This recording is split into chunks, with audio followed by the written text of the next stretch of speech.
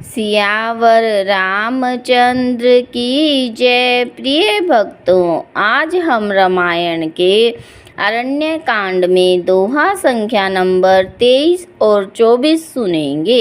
इन दोहों और चौपाइयों में बताया गया है कि शूर्पणखा जब खर और दूषण को का वध देखती है तो वह अपने भाई रावण के पास जाकर उसे सारी अपनी कथा सुनाती है।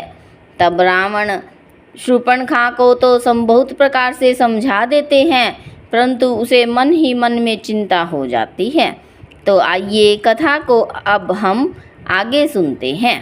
प्रिय भक्तों, मैंने रामायण से जुड़े हुए अन्य प्रश्नों के उत्तर भी अपने डिस्क्रिप्शन बॉक्स में डाले हुए हैं। अगर आपको रुचि है तो वहाँ जाकर देखें।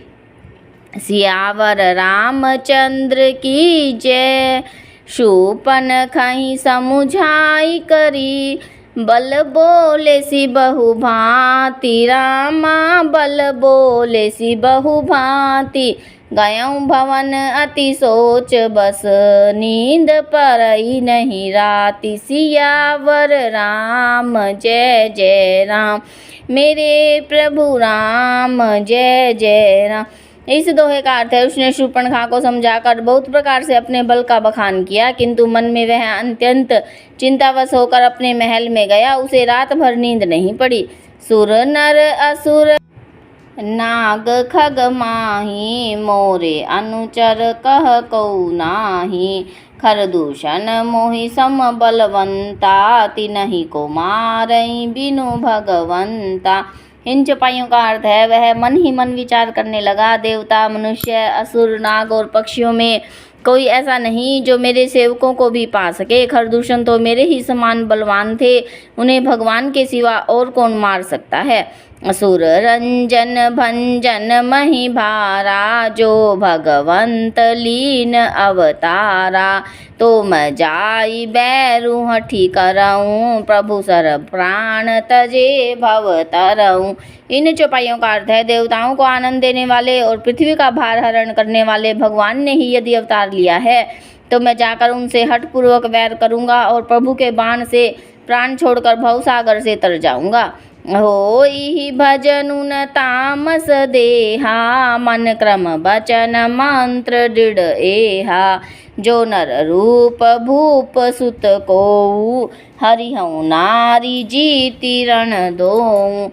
इन चौपाइयों का अर्थ है, इस तामस शरीर से भजन तो होगा नहीं, अतः मन वचन और कर्म से यही दृढ़ निश्चय है, यदि वे मनुष्य रूप कोई राजकुमार होंगे तो उन दोनों को रण में जीत कर उनकी स्त्री को हर लूँगा। चला अकेल जान चढ़ी तहवा, बस मारीच सिंधु तट जहवा। इहाँ राम जसी जुगति बनाई, सुनहु उमा सो कथा सुहाई। इन चौपाइयों का अर्थ है, यूँ विचार कर रावण रथ पर चढ़कर अकेला ही वहाँ चला जहाँ समुद्र के तट पर मारीच रहता था। शिव जी कहते हैं कि हे पार्वती, यहाँ श्री रामचंद्र जी ने ऐसी युक्ति रची, वह सुंदर कथा सुनो।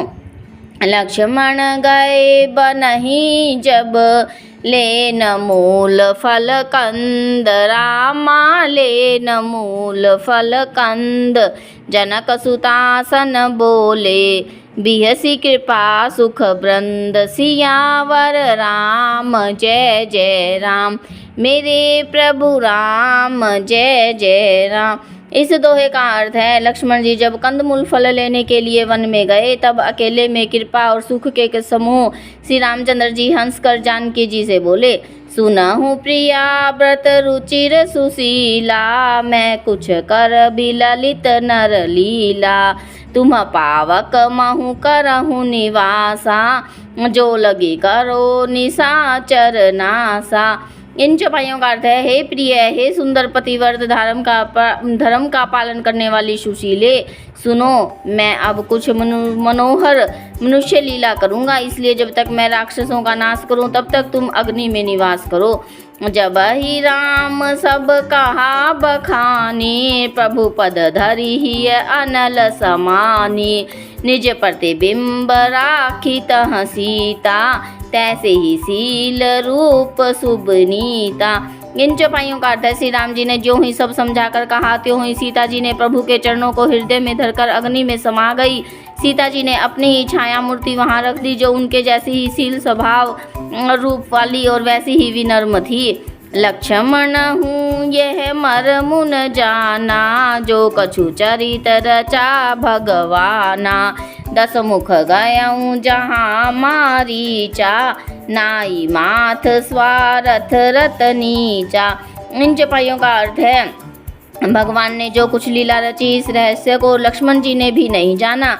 स्वार्थ प्रायण और नीच रावण वहाँ गया जहाँ मारीच था और उसको सिर नवाया।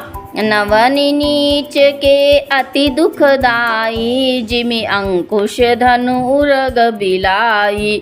भयदायक खल के प्रिय बानी जिमि अकाल के कुसुम भवानी। इन चौपाइयों का अर्थ है नीच का झुकना भी अत्यंत दुखदायी होता है जैसे अंकुश धनुष सांप और बिल्ली का झुकना।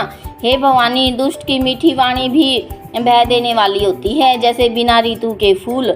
करी पूजा मारीच तब सादर पूछी बात रामा सादर पूछी बात। कवन हेतु मन व्यगर अति अकसर आयहूँ तात। सियावर राम जय जय राम मेरे प्रभु राम जय जय राम। इस दोहे का अर्थ है तब मारीच ने उसकी पूजा करके आदर पूर्वक बात पूछी। हे तात आपका मन किस कारण इतना अधिक व्यग्र है और आप अकेले क्यों आए हैं। सियावर रामचंद्र की जय कथा विसर्जन होत है सुनो वीर हनुमान। राम लखन और जानकी सदा करे कल्याण।